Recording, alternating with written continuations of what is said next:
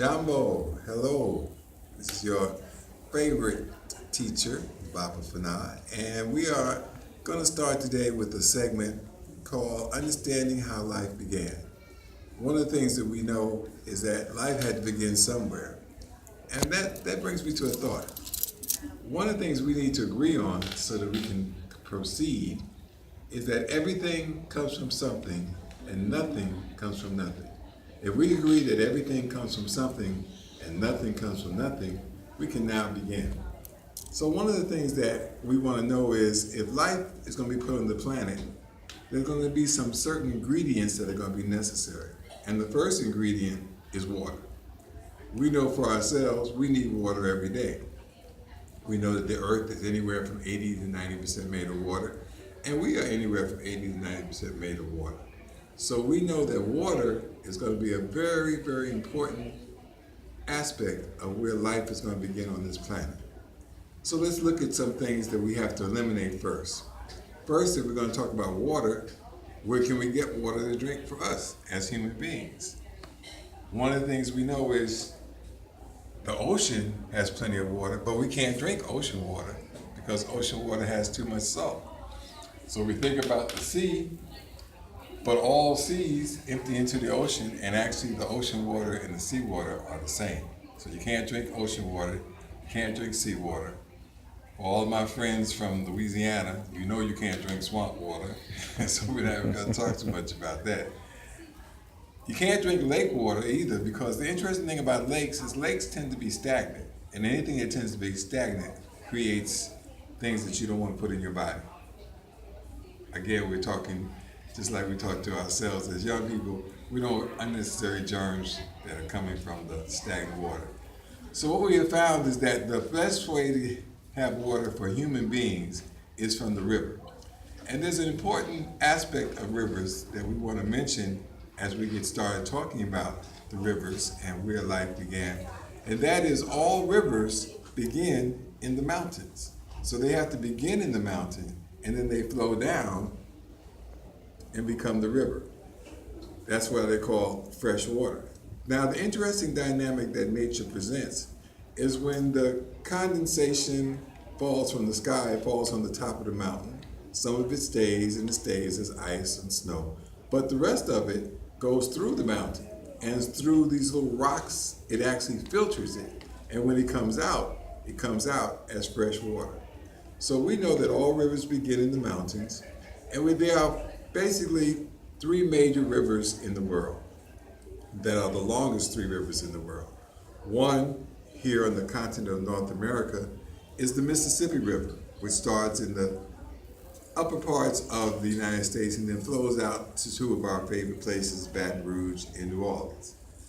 But the Mississippi is the third longest river in the world. Then we have the second longest river, which is with our brothers and sisters and friends down there in Brazil, which is the Amazon River, which again starts in the mountain and then flows out to the ocean.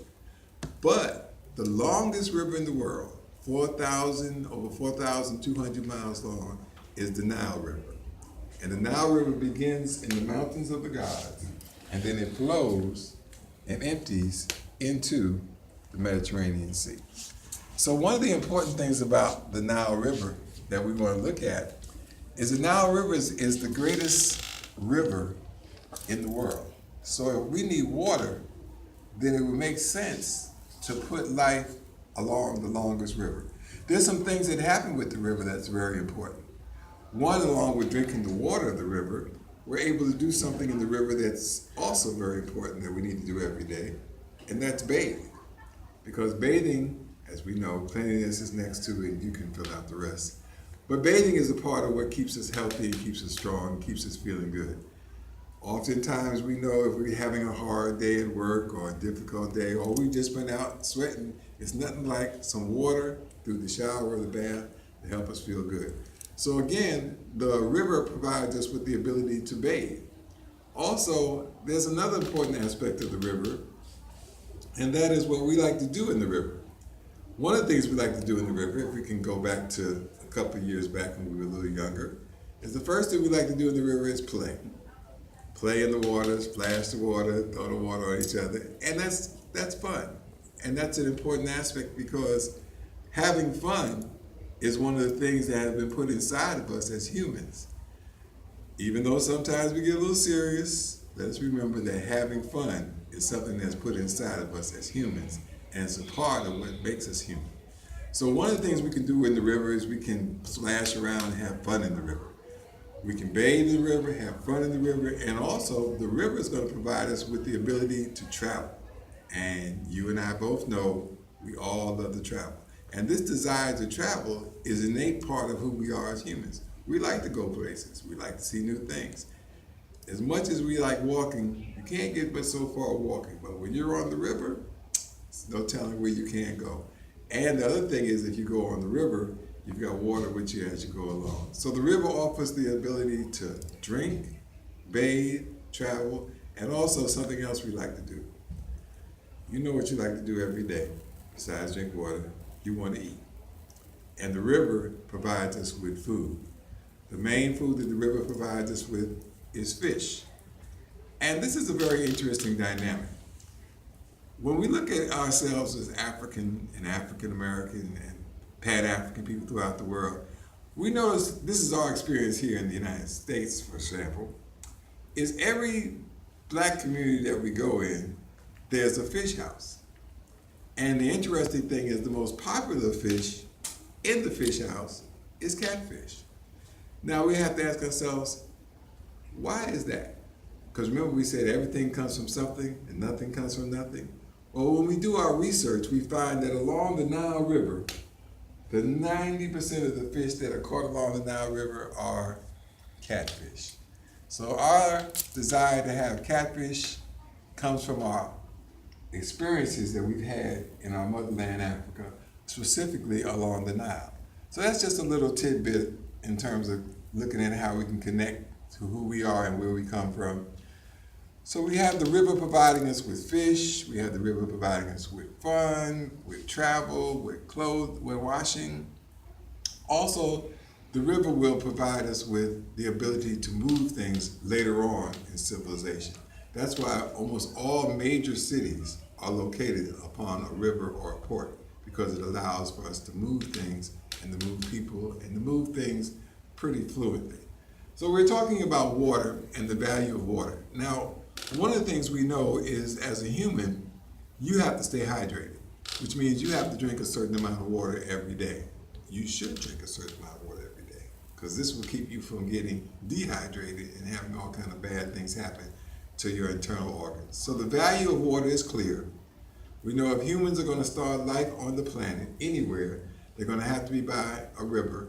And we're saying that the good creator of all things would put human beings along the longest river. And the longest river is the Nile River.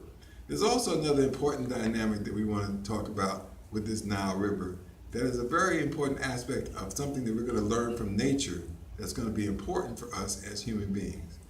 One of the things that nature is going to teach us is that, yes, the Nile River starts in the mountains here, the mountains of the God, and this is the White Nile, but it's also joined by another river called the Blue Nile, which comes out of the mountains of Ethiopia. And the dynamic we have here is we're looking at duality. So if we look at nature, it's teaching us that yes, you can have the masculine with the White Nile and the feminine with the Blue Nile, and both of them have strengths. But they are going to become strongest when they come together. And what we have seen in the history of Kemet is that there was great civilizations formed along the lower part of the White Nile, and great civilizations formed along the Nile that comes out of Ethiopia. But it reached its highest point when they came together in Khartoum, and that's when it becomes the mighty Nile that we are going to learn more about as we continue with our classes about all the great things that were created. But the key thing here that nature is teaching us is that it's important to have the masculine, it's important to have the feminine, but the greatest strength is when they come together. And this is what takes place along the Nile. They come together in a place called Khartoum. So again, this is the first segment of a 7-part series that we're doing with How We Know Life Began in Africa. And we want to begin with the basics. And one of the basics is water, something that we all have learned to love and enjoy.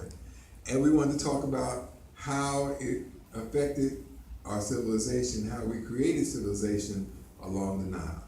So this is again one of the segments for our conversations in African history and culture. We encourage that you share this with children, adults, teenagers, elders. It's meant to be passed on as information for everybody to help us become more connected to our history, more connected to who we are. One of the fundamental foundations, that's a double word, right? One of the foundations of African culture is understanding the philosophy of man know thyself. Because if you know yourself, you will actually be tuning in to understanding everything else in the universe. So one of the things that we are going to begin with Man Know Thyself, is know where life began. And so this is how we're going to take this 7-part series and bring you back to the motherland Africa and show you how we can prove that life began in Africa and how we can teach this and how we were able to spread out throughout the rest of the world and create civilization around the world. Again, I encourage everyone to subscribe to the YouTube channel, Baba Fanah Speaks Conversations in African History and Culture. Share it with others, use it. It's not something for my private knowledge. It's something we want to be here to share. If we can share it with the whole planet, that'd be great, because we want to bring about an understanding and respect that Black lives matter. And Black lives matter because life began with Black people. We're going to give a shout out to some of the things that have been going on around the world. The big shout out we're going to give today is to the movie Black Panther, because Black Panther starts out, we're in beautiful motherland Africa. All right, so tune back in. This is segment 1. We'll be doing 7 segments, maybe a few more. But again, we just encourage everyone to remember that everything comes from something. Nothing comes from nothing.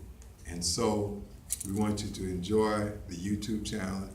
Let it be a lesson that we can teach to our children and to everybody else as we grow. Again, I want to say travel well, be peace, Hotep.